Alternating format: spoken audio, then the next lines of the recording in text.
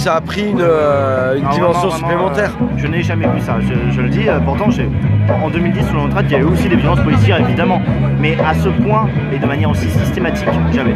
Vraiment, Les casseurs, bon, je tiens à signaler aussi qu'ils ont fait un hommage à Rémi Fraisse que vous n'avez pas entendu parce que j'étais pas en live à ce moment-là.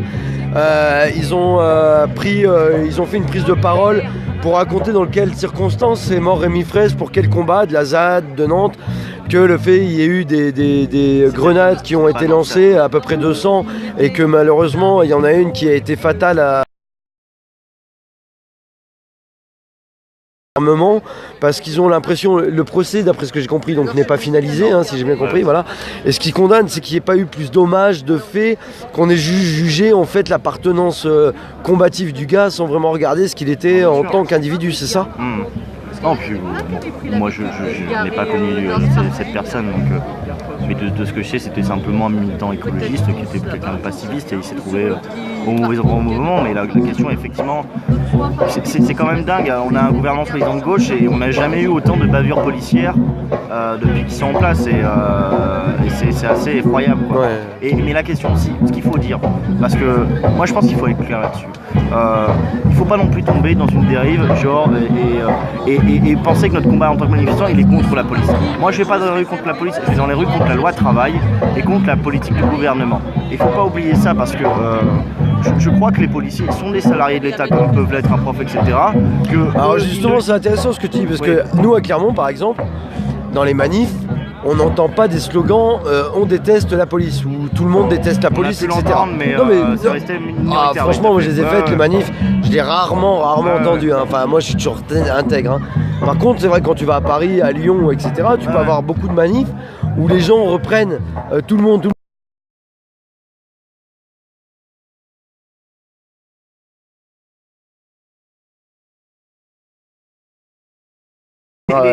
Les syndicats de policiers, notamment par exemple la CGT de police, ont un discours très intéressant et ils dénoncent effectivement les donneurs d'ordre parce que c'est eux qui sont les fautifs. C'est ceux qui envoient les policiers au charbon.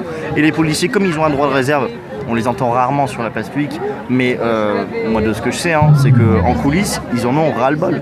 Ils en ont ras-le-bol parce qu'ils en prennent plein la gueule. Ouais.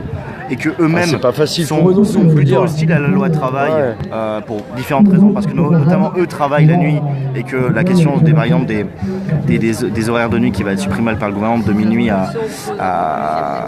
21h à minuit, ça les concerne aussi et ils en ont ras-le-bol parce que effectivement eux on leur demande de faire un job, ils en prennent plein la gueule en manif parce que c'est vrai aussi que voilà, et aujourd'hui ce sont les victimes expiatoires de tout ça. Je vois, ils me disent, il y a quelqu'un, je crois c'est Thomas, si j'ai pas de bêtises, qui vient de me dire les flics en ont marre de Cazeneuve. C'est-à-dire que ça reprend un peu ce que tu es en train de dire, finalement, on leur donne des orientations. J'en ai parlé en off, moi, à Clermont, j'en ai rencontré un, pour être honnête, il était super sympa, le gars, il m'a parlé. Et c'est vrai que ce qu'il dit, ce que tu dis est un peu vrai, il dit, nous on nous demande d'appliquer des ordres, même moi dans mon travail,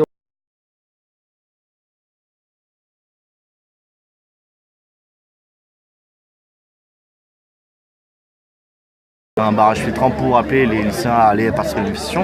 Il s'est fait arrêter à la demande de sa proviseure par la police, il a fait 2 heures de garde à vue alors qu'il a 15 ans. On voit des dérives comme je n'en avais, moi personnellement, en 10 ans de militantisme, jamais vu. Et je crois qu'on est sur une dérive grave, quoi. Et aujourd'hui, il y a quand même des policiers qui commencent à ouvrir la bouche, qui commencent à dire des choses. Et je crois qu'on a intérêt à les écouter et à ne pas penser qu'on manifeste dans la rue contre la police parce que je pense que c'est ce que souhaite le gouvernement. Une tactique un peu, tu veux dire? Oui, une tactique de division évidemment. Et qu'on ne doit pas oublier que notre lutte, elle est contre la loi travail et son monde, comme on dit souvent. C'est-à-dire la loi travail et en gros les politiques libérales de manière générale. Et ça, on ne doit pas l'oublier. C'est ça qui nous motive au quotidien, c'est ça qui rassemble les gens. Et je pense qu'il faut continuer sur cette voie-là. Eh ben écoute, je te remercie infiniment de t'être prêté au jeu parce que tu sais que c'est pas facile.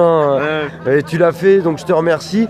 Si tu as d'autres copains à toi pendant que je vais faire un petit tour, moi, qui veulent s'exprimer tant qu'il me reste de la batterie, parce que tu sais que la batterie avec Periscope, ça gagne vite.